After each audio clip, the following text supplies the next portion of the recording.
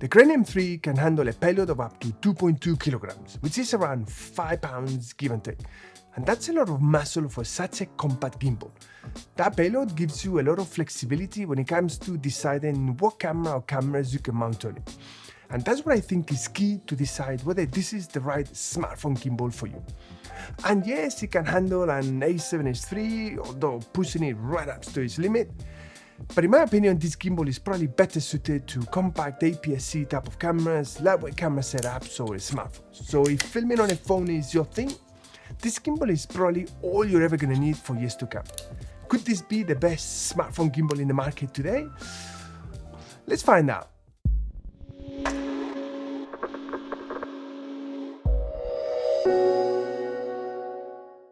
This is a good gimbal. It feels really nice. It's plastic, but you can tell it's quality plastic if there is such a thing. But you definitely feel you're holding something of certain quality. The locking motors are sturdy and easy to engage, which also makes me think that the components inside are good. It honestly feels really good when you hold it, and you can clearly see that every aspect in this gimbal has been well thought out and designed. Someone has put some time and good work into this gimbal. I've been using it for a couple of weeks and I've had a blast. But there is always a but, and it's not perfect, and although for a lot of people this could be the ideal gimbal, for others it might feel a bit too much. Now, for transparency, Zhiyun sent me this Crane M3, but in no way they have a say whatsoever on what I say and how. So I'll show you the good stuff, but also the not so good. And then you'll be able to make an informed decision as to whether this is the right gimbal for you or not. Balancing this gimbal is super easy. The 2.2 kilograms or 5-pound payload means you can easily handle whatever accessories you throw at it. It really is as simple as that. So no need to worry anymore as to whether a phone case or a lens or a filter is too heavy or not. Whatever you want to use, this gimbal can handle. Balancing is fairly quick and easy, and a really nice touch is that all axis bars have markings on, so you can easily find the sweet spot for the payload or camera setup you plan to use. I personally really like that, and once balanced correctly, all movements are really smooth, whatever mode you use. Zhiyun provides the gimbal with a camera base plate and a phone mount, and this phone mount is actually really good and sturdy. The phone is literally going nowhere. And if on the other hand you use a larger case like this one, which is what I like to use with my phone, you can simply screw the case to the base plate and that's that. This is a heavy case for a smartphone, but the gimbal can handle it without a problem. Honestly, I've been well impressed by the overall performance of this gimbal. The best thing about this gimbal is that every setting possible can be adjusted within the gimbal itself. You get this fairly big LCD touchscreen that is actually quite responsive. The menu is super simple to navigate, and making adjustments is really quick and simple. You honestly can't go wrong. No other gimbal that I know of in this price range offers anything like this.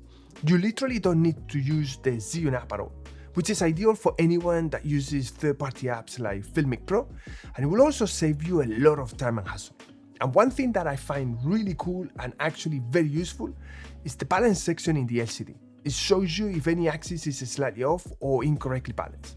What you want is all the sliders in the middle when in the resting position, so if you have any axis incorrectly balanced, you see a colored bar on either side. So if you see that, you know that you have an axis incorrectly balanced and it's really easy to correct it. As a matter of fact, you could probably balance the whole thing just by using this menu, although it's probably not intended for that, but to just give you a visual reference that everything is okay. All gimbal modes can be set through the LCD screen, and you get the usual ones: follow, full lock, pan follow or tilt lock, POV, vortex or inception mode, the go mode, which is like sports mode, and then vertical or portrait. I don't know, what else can you say here really? I mean, they're all really well implemented, although I'd say that if vertical or portrait is your thing, I don't think this is the right gimbal for you. Yes, you can do it, but pretty much for just grabbing a quick shot here and there, not for long-term filming. And although you can mount the tripod it comes with on the 1/4" thread on the side of the gimbal, and that helps a bit, things start to look a bit funny, and I just don't think this gimbal is designed for vertical filming, really. For Vortex, I always recommend people to shoot at 60 frames per second and then slow down in post, because this is the kind of shot that if you do it quickly, it's just uncomfortable to watch. If you press the M button, you can switch between pan follow, lock and follow modes, and if you press twice, you enter POV. These are probably the 4 modes that most people will ever need to use, and I'm not surprised that these are the ones that Zhiyun has mapped out to change quickly using the M button. The rest of the modes you change going into the LCD, but all can be done really quickly. Is it well implemented and responsive? Yes, there is no lagging at all, so the moment you select the mode you want, the gimbal enters that mode immediately. It's pretty remarkable what Zhiyun has done with the Crane M3 in terms of size and build. It's a lot smaller than I ever imagined, way smaller than the Smooth 5 or the G6 Max. And that is a surprise because this gimbal packs quite some muscle inside. Is it the kind of gimbal you can fit in your pocket? Well, yes, if you have big pockets, but I don't think this is the kind of gimbal you want if that's what you're after. The overall build is good and you can feel the quality of the components. Way better in my opinion than the Smooth 5.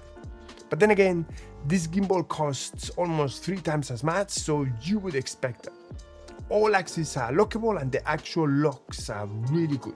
They don't slide or become loose, and you do feel confident that the gimbal is safe when locked. And one thing that I really like is the tripod that comes with it. It's a really long little tripod which makes the whole thing way more stable when the gimbal is on. As a matter of fact, the legs are so long that you can easily use it as a sort of extension stick when in vlogging mode.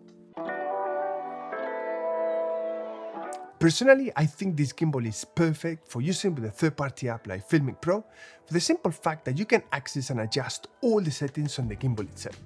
Zhiyun gives you the ZY Play app, which allows you to manually control the ISO, shutter speed and so on, but they've made the options so small to access that it's actually hard to set them up correctly.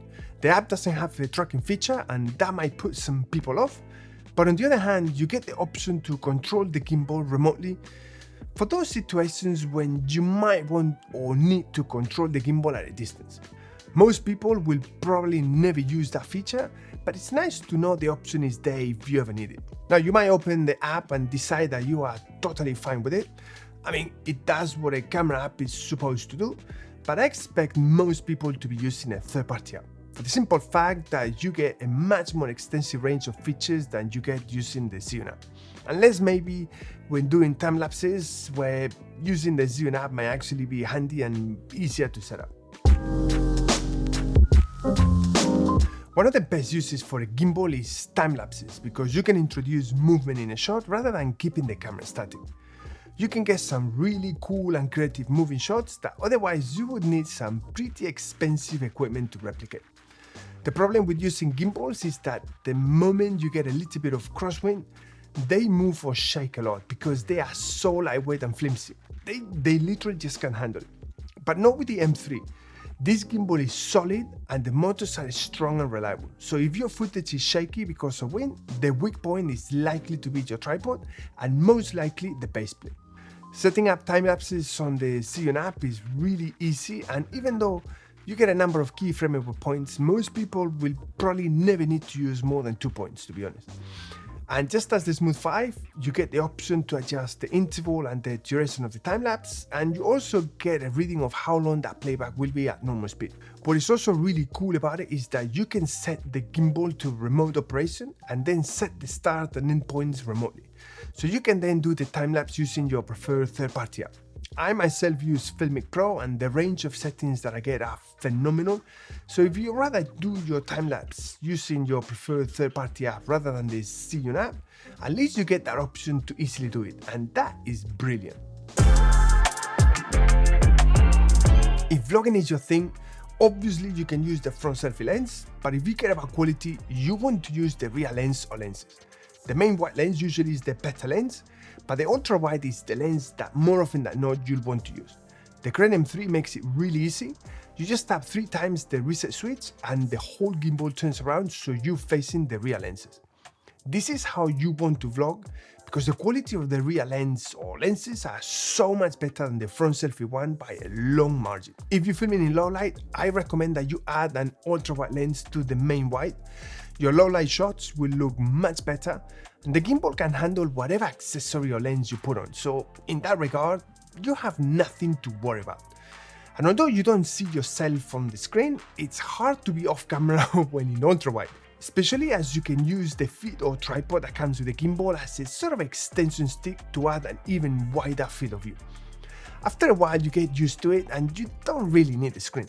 If anything, it distracts you from looking directly into the lens.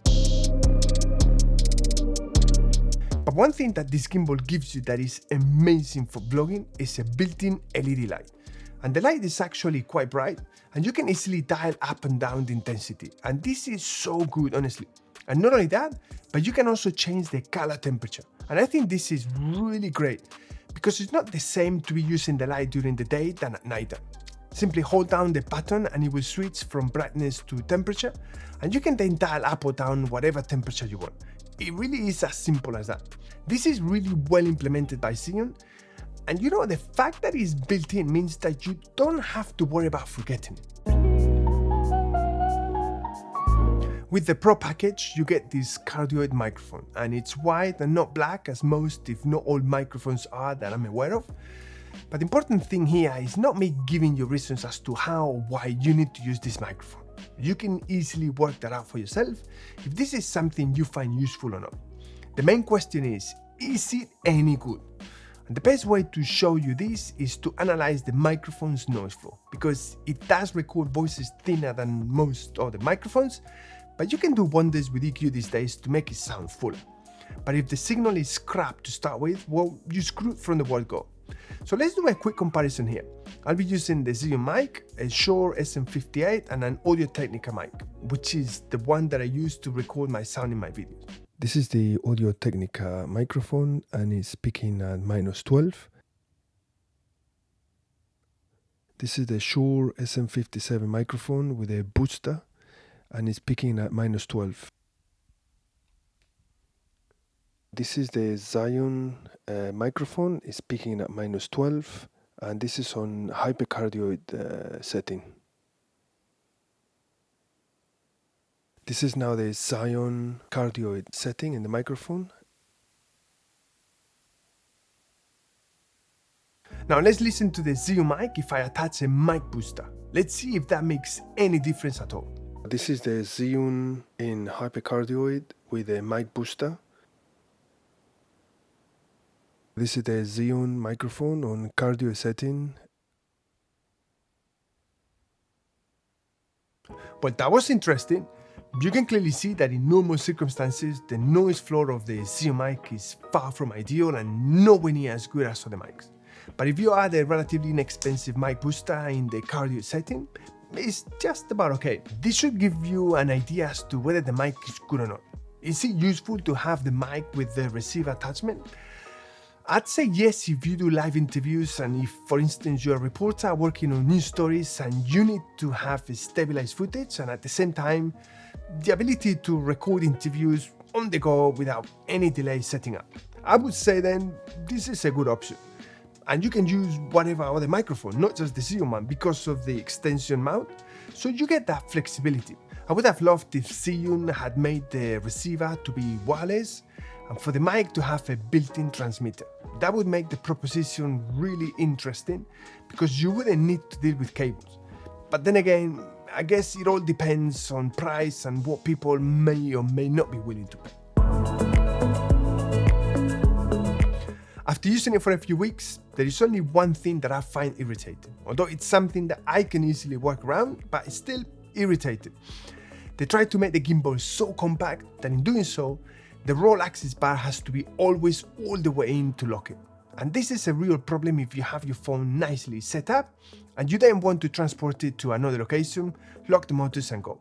Well, you can't really do that. You just physically can't do it. I guess it's a compromise you have to live with so that you get a smaller overall size. You can't always set the gimbal in sleep mode and walk around until your next shot, But some people might find this far from ideal. Some people might be okay, some people might not. But this is worth mentioning. And that's that. I mean, this is all negative that I have to say about the rig. Overall, it's a really good gimbal. So the big question is, who is this gimbal for? Is it as good as it seems and everyone is raving about? The short answer is yes. This gimbal is a great gimbal for smartphones. If you're someone who films using both an APS-C camera and a phone, this would be an amazing gimbal for you because it gives you a lot of flexibility. If you film using your phone only, this is also a great gimbal. It future-proofs your purchase in case that one day you decide to upgrade to a compact camera or even a mirrorless camera for that matter. Simply because the gimbal can handle up to 2.2 kilograms in payload. That's a lot of room for growth in terms of cameras, accessories, or whatever you want to mount on. Should you go for the Pro version over the standard? Is the mic and extra accessories worth the few extra $100? The main benefit from the standard over the combo is the extra long tripod, but that's a lot of money for a mini tripod. The bag is actually of very good quality, so if you are someone who likes to travel light and can imagine only needing that small bag to carry the gimbal and a couple of accessories because you literally won't be able to fit anymore, then the bag is great. It all comes down to what you're likely to need and use. The Pro kit comes with a microphone and input adapter, and this is a tough one because I can only recommend it if you genuinely see a practical use for it, like interviewing people on the go as you film. If you decide to go for the microphone, you'll want to get a mic booster, for which I leave links in the description below so that you can get a decent signal and volume. But if you think of this mic as a competitor to Sennheiser's or Audio-Technica's or other microphone manufacturers, then think twice. I'm being honest here. I don't need to sugarcoat it. You've listened to the samples, so you can make your own mind. Personally, I think for most people the standard setup is all they'll ever need, because the main thing you want is the gimbal and all the other accessories you can buy separately as or when you need them. Bear in mind though that if you buy the standard over the combo, you won't get a smartphone mount and the tripod will be a small one rather than the big one that you've seen in this video. And if after all of this you're still wondering whether a gimbal is the right thing for you to get, I have a video just here where I show you some cool and unique shots that you can do with just a smartphone, a gimbal and a monopod that will get your inspiration going in no time. My next video will be a head-to-head comparison between the Crane M3 and the Fiulming G6 Max.